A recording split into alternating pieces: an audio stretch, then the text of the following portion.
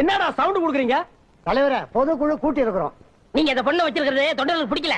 அவனுக்கு பிடிக்கலன்னா விடு, எனக்கு பிடிக்குது. தொண்டனுக்கு பதில் சொல்லித்தான் ஆகணும். என்ன நீ பெரிய தொண்டை?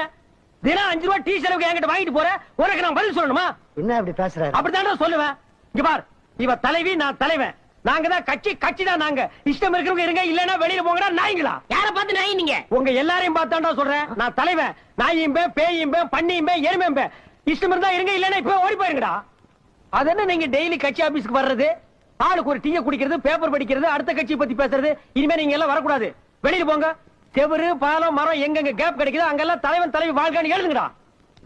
டேய், இனிமே இந்த பொதுக்குழு எல்லாம் நீ அடிக்கடி கூட்டக்கூடாது. பொதுக்குழுனா என்னங்க? ஊரை எப்படி கொள்ளையடிக்கிறதுன்னு கூடி பேசுறதா?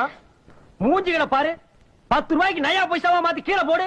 எவனா செடியா நிக்கிறான், எல்லாம் உளுந்து பொறுக்குவானுங்க. போரிக்கு பசங்க. நீ வா, நம்ம போலாம். என்னடா சவுண்ட் குடுக்குறீங்க? தலைவரே, பொதுக்குழு கூட்டி